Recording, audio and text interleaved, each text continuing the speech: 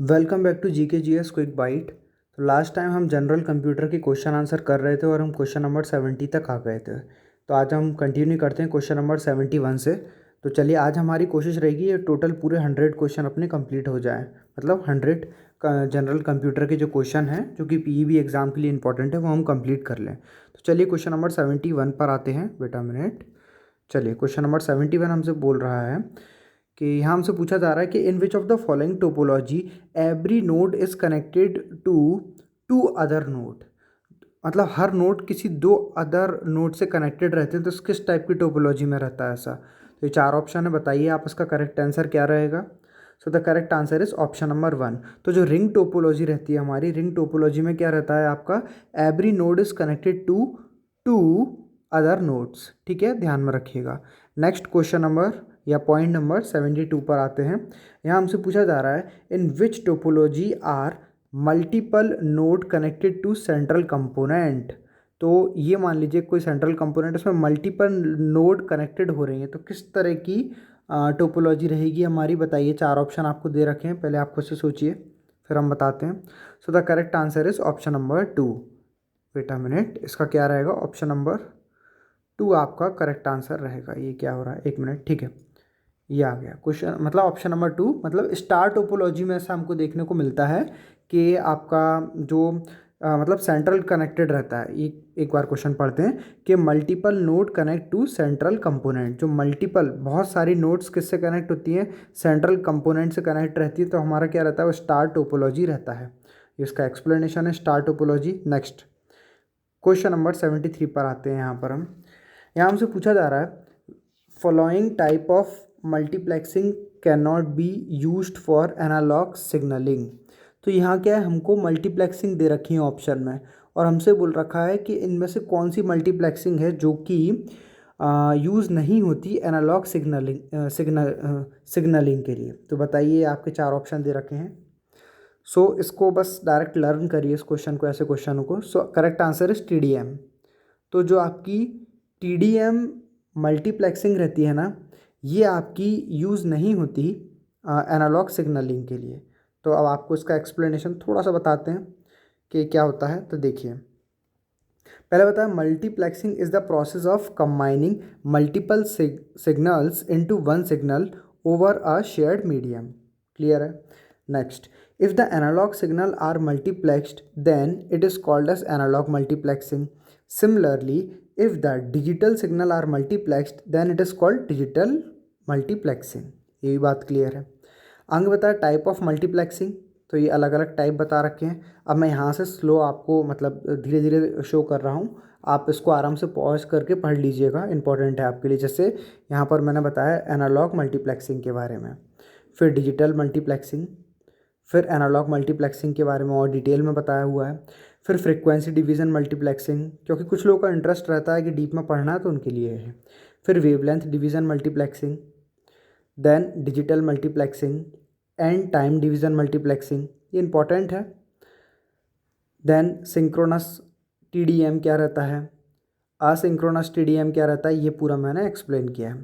तो आप ध्यान रखिएगा, ये जो हमारा क्वेश्चन था, अब मैं वापस क्वेश्चन की तरफ ले जाता हूँ आपको। हमसे पूछा जा रहा था कि इन चारों ऑप्शन में से कौन सा ऐसा है जो मल्टीप्लेक्सिंग के लिए यूज़ नहीं किया जाता, मतलब can not be used for analog signaling. तो एनालॉग सिग्नलिंग के लिए कौन सा यूज़ नहीं किया जाता, कौन सा मल्टीप्लेक्सिंग यूज़ नहीं किया जाता, तो हमें याद रखना है TDM। बस आप इतना ही याद रखिए, ये भी बहुत है। वैसे इतना टफ क्वेश्चन नहीं पूछते पीईबी में, लेकिन हमको नॉलेज होना चाहिए।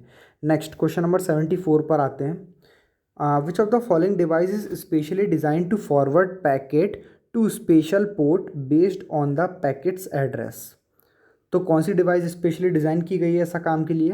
सो the correct answer is switching hub. तो जो स्विचिंग हब रहता है ना हमारा, switching hub is device is specially design to forward packet to specific port based on packets address. ठीक है। तो आप लोग सोच रहे होंगे ये इतने टफ क्वेश्चन मैं क्यों यहाँ पर बता रहा हूँ, क्योंकि देखिए एग्जामिनर का मूड है वो कैसा भी क्वेश्चन पूछ सकता है, तो हमको फुल्ली प्रिपेयर्ड होना चाहिए। हमारे जनरल कंप्यूटर के सेशन में कैसे कैसे क्वेश्चन और आ सकते हैं, इसकी भी एक संभावना रहती है। सो द करेक्ट आंसर है स्विचिंग हब। इसके आप एक्सप्लेनेशन आराम से देखिएगा, वीडियो पॉज करके, जिन लोगों को इंटरेस्ट हो वो देख लीजिएगा, बाकी के लोग इसको डायरेक्ट याद भी कर सकते हैं। एडिशनल इन्फॉर्मेशन में कैरेक्टरिस्टिक्स ऑफ स्विचेस दे रखे हैं। नेक्स्ट आपको ये देखिए, ये सारे आप कैरेक्टरिस्टिक्स आपको शो कर दिए गए हैं। चलिए हम चलते हैं पॉइंट नंबर 75 पर। यहाँ पर हमसे पूछा गया है वेयर इज़, यहाँ पूछा गया है where is a hub specified on the OSI model. So OSI model बहुत इंपॉर्टेंट है, आप इसको एक बार डीप में पढ़िएगा, इससे बहुत सारे क्वेश्चन बन सकते हैं। तो आज हमसे इधर क्वेश्चन में पूछा जा रहा है कि where is hub specified in OSI model. OSI model में हब कहाँ पर स्पेसिफाइड की जाती है। So the correct answer is physical layer. जो हमारी फिजिकल लेयर होती है ना, वहाँ पर हमको हब स्पेसिफाइड करना रहता है OSI मॉडल में। आप इसका एक्सप्लेनेशन आराम से पढ़िएगा, ये मैंने फिजिकल लेयर के बारे में यहाँ बताया हुआ है। Then physical layer is responsible for giving activities, ये हमने पूरी बताई हुई है। नेक्स्ट देखिएगा, ये data link layer perform the given function, क्या क्या फंक्शन परफॉर्म करती है data link layer. Then given the function of network layer, network layer के बारे में बताया हुआ है। The transport layer perform the given function, transport layer क्या परफॉर्म करती है ये देख लीजिएगा। ठीक है, बाकी ये लाइन इंपॉर्टेंट है कि transport layer ensures the sending of data from one end to another end. आगे देखिएगा, सेशन लेयर के बारे में बताया हुआ है। फिर प्रेजेंटेशन, पूरी OSI मैंने यहीं पर ही एक्सप्लेन कर दी है, आपको बस आराम से पढ़ना है। अगर आप इसको नोट डाउन करना चाहें तो नोट डाउन कर सकते हैं, तो ये इंपॉर्टेंट हो जाएगा, इसको आप आराम से पढ़िएगा। चलिए नेक्स्ट चलते हैं पॉइंट नंबर 70, ये हमने 75 अभी कंप्लीट किया, 76 पर आते हैं। तो 76 नंबर पॉइंट है, ये देखिए, एक मिनट, हमसे पूछा जा रहा है the mechanism to protect private network from outside attack is called. बाहरी अटैक से, जो कि साइबर अटैक रहते हैं, उससे बचाने के लिए हम क्या मैकेनिज़्म यूज़ कर सकते हैं। सो 4 ऑप्शन दे रखे हैं, antivirus, firewall, search engine and the last one is cyber crime. So the correct answer is, आपको इसमें कंफ्यूज नहीं होना है, बहुत से लोग इसमें कंफ्यूज हो जाते हैं कि एंटीवायरस ऑप्शन सही रहेगा या फायरवॉल रहेगा। So the correct answer is firewall, है ना। यहाँ हमसे पूछा गया mechanism to protect private network from outside attack is called, उसको हम बोलते हैं फायर वर्क बोलते हैं, ना कि एंटीवायरस बोलते हैं। तो आप ध्यान में रखना, इसको फायर वर्क इसका करेक्ट आंसर रहेगा। अब जिन लोगों को एक्सप्लेनेशन डीप में पढ़ना है वो देख सकते हैं, फायरवॉल के बारे में पूरा बताया हुआ है। आगे हमने ये इमेज अटैच करी है, ये पूरा बताया गया है।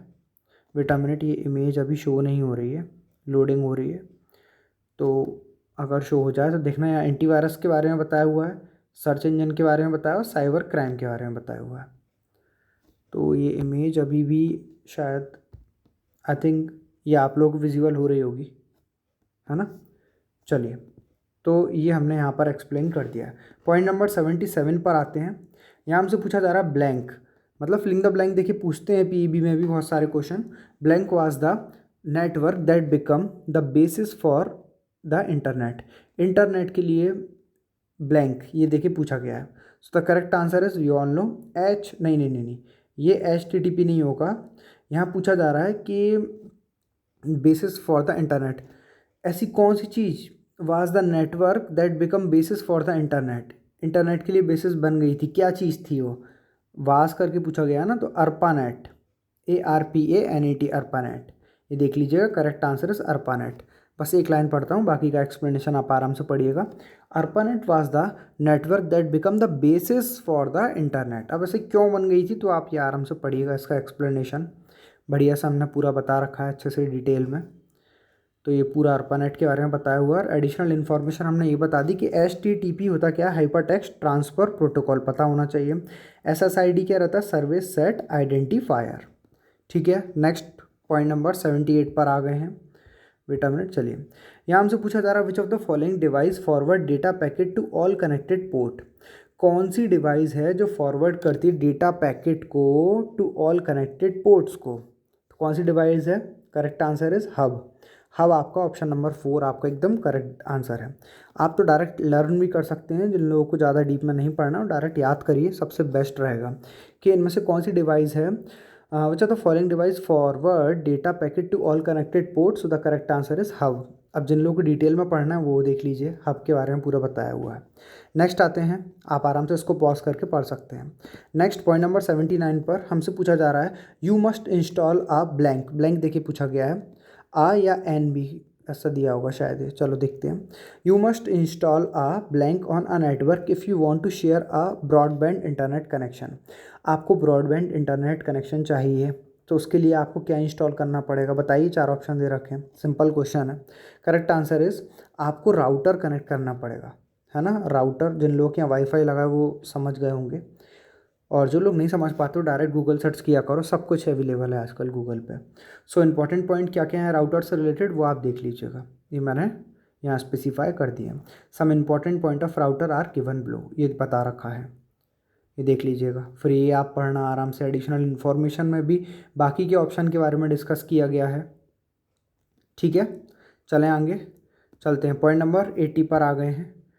यहाँ पर पूछा जा रहा है which of the following are switching techniques. तो स्विचिंग टेक्निक्स कौन कौन सी हैं, ये 4 ऑप्शन दे रखे हैं, इनमें से कौन सी स्विचिंग टेक्निक है बताइए। 4 ऑप्शन दे रखे हैं। So the correct answer is option number 4। ये क्या है, ये जितनी भी ऊपर की 3 ऑप्शन दे रखे हैं ना, तीनों ही स्विचिंग टेक्निक में आती हैं आपकी। सर्किट स्विचिंग, मैसेज स्विचिंग या पैकेट स्विचिंग, ये क्या है आपकी स्विचिंग टेक्निक में आती हैं। तो इसका कोई खास एक्सप्लेनेशन मैंने भी नहीं दिया है। नेक्स्ट पॉइंट नंबर 81, यहाँ हमसे पूछा जा रहा है which of the following is use to connect two LAN same LAN protocol over a wide area. इनमें से कौन सी चीज़ यूज़ की जाती है कनेक्ट करने के लिए टू लेन को using same LAN protocol over a wide area. तो बताइए, 4 ऑप्शन दे रखे, बताइए क्या हो सकता है इसका correct answer. So the correct answer is आपका ब्रिज एकदम करेक्ट आंसर बनता है। तो जिनको डायरेक्ट याद करना है वो डायरेक्ट याद करिए कि भाई ब्रिज जो है, ब्रिज इज, ऐसे कनेक्ट कर लेना, bridge is use to connect two LAN using same LAN protocol over a wide area. Clear है। अब जिन लोगों को एक्सप्लेनेशन देखना है वो देख लीजिए, ब्रिज के बारे में पूरा बता रखा है, फिर की पॉइंट्स दे रखे हैं, ठीक है। फिर एडिशनल इन्फॉर्मेशन अगेन राउटर के बारे में पूरा बताया है। देन गेटवेज के बारे में हमने डिटेल में एक्सप्लेन किया गया है, आप आराम से पढ़ सकते हैं। नेक्स्ट पॉइंट नंबर 82, यहाँ हमसे पूछा जा रहा है internet data is broken up as. 4 option दे रखे हैं, बताइए। So the correct answer is option number, तो इंटरनेट डेटा कैसे ब्रोकन अप किया जाता है, एज वेरिएबल लेंथ पैकेट, ठीक है। So the correct answer is variable length packet, option number 2। Explanation मैं आपको शो कर देता हूँ, आप लोग आराम से पढ़ सकते हैं, ठीक है। और ये एडिशनल इन्फॉर्मेशन भी है, तो आप लोग आराम से पॉज करके पढ़ लीजिएगा। नेक्स्ट आते हैं पॉइंट नंबर 83 पर, विच of the following technique used in internetworking. Internetworking में कौन सी टेक्निक को हम यूज़ करते हैं बताइए। 4 ऑप्शन दे रखे हैं, ये क्वेश्चन रिपीट सा ही है। So the option is option number 3, मतलब हम चारों को यूज़ कर सकते हैं ना। देखिए ये क्वेश्चन अभी अभी रिपीट हुआ था, लेकिन यहाँ शायद मैंने एक्सप्लेनेशन दिया इसलिए फिर से रिपीट कर दिया था, है ना। हाँ, तो ये एक्सप्लेनेशन दे रखा है स्विचिंग टेक्निक क्या रहती है, ये रहे ऑप्शन, ये पूरा एक्सप्लेनेशन दे रखा है। पॉइंट नंबर 5 से देखिए। फिर 3 कॉमन स्विचिंग टेक्निक कौन कौन सी हैं, ये सर्किट स्विचिंग, पैकेट स्विचिंग और मैसेज स्विचिंग। ये रहा मैसेज स्विचिंग का, ये पूरा एक्सप्लेन किया गया है, आप लोग आराम से इसको पढ़ सकते हैं। चलिए नेक्स्ट आते हैं पॉइंट नंबर 84 पर। यहाँ हमसे पूछा जा रहा है blank information technology is a discrete segment of data sent over a network. तो कौन सी इंफॉर्मेशन टेक्नोलॉजी है, correct answer is option number 1। ये तो हमको पता ही होना चाहिए कि packet information technology is discrete segment of data send over a network, है ना। ये रहा। अब इसका एक्सप्लेनेशन आप लोग आराम से देख सकते हैं क्या क्या है, ठीक है, क्लियर है। नेक्स्ट आते हैं पॉइंट नंबर 85 पर। ये हमसे पूछ रहे हैं कि which type of switching is used by internet. कौन सी स्विचिंग इंटरनेट के द्वारा यूज़ की जाती है। 4 ऑप्शन दे रखे हैं, बताइए। So the correct answer is packet switching. जो पैकेट स्विचिंग रहती है ये यूज़ की जाती है बाय इंटरनेट, ठीक है, डायरेक्ट याद कर सकते हैं। एक्सप्लेनेशन जिन लोगों को देखना है वो एक्सप्लेनेशन पढ़िए, ये रहे की पॉइंट्स, ठीक है। सर्किट स्विचिंग, पैकेट स्विचिंग, सबके बारे में एक्सप्लेन किया बहुत अच्छे से, आप आराम से पढ़ सकते हैं वीडियो पॉज करके या स्क्रीनशॉट लेके। नेक्स्ट आते हैं पॉइंट नंबर 86 पर। What is the basis of selecting a particular path by an internet packet. तो बेसिस क्या रहता है कोई पर्टिकुलर पाथ सेलेक्ट करने का इंटरनेट पैकेट के थ्रू।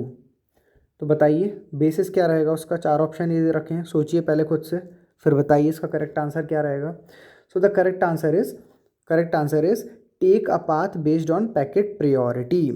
पैकेट प्रायोरिटी पर बेस्ड जो भी पाथ हम लेंगे वो वही पाथ हमको लेना रहता है। तो take a path based on packet priority, option number 2 is our correct answer. So इसमें हमारा एक्सप्लेनेशन ये आप देख सकते हैं, की पॉइंट्स में डिस्कस किया गया है।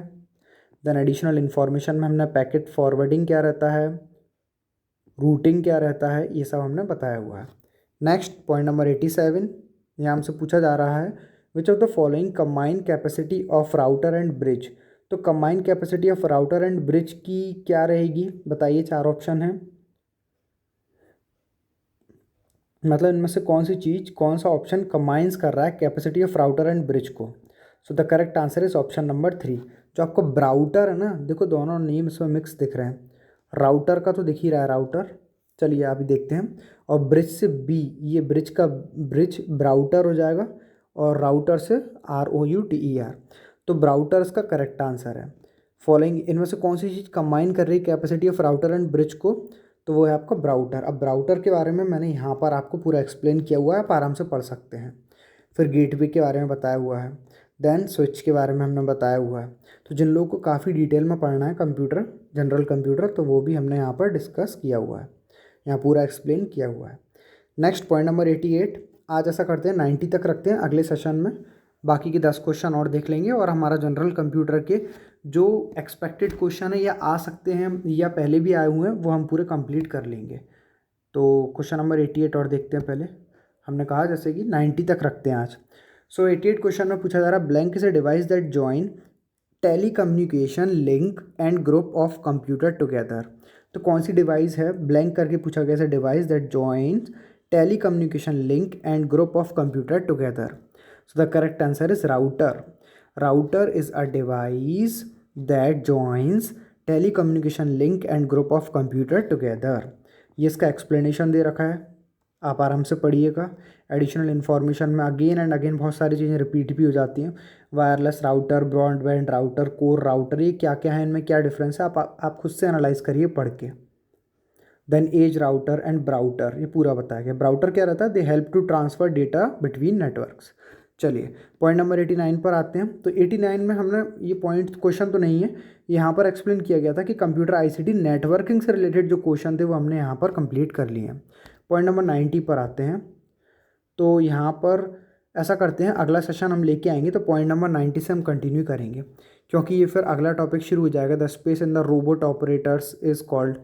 तो ये अलग क्वेश्चंस शुरू हो जाएंगे यहाँ से, है ना। तो उसमें आपको चिंता नहीं करना, आराम से लास्ट के 10 क्वेश्चन और हैं वो और हम देखेंगे अगले सेशन में, और अगले सेशन से ही हम शुरू कर देंगे कुछ और टॉपिक। यहाँ तक रहेगा, हम MP हिस्ट्री स्टार्ट करेंगे। तो आई होप आपको ये वीडियो अच्छा लगा होगा। अगर आपको अच्छा लगा हो तो वीडियो को लाइक कीजिए, अपने सभी फ्रेंड्स में शेयर कीजिए, और थैंक यू।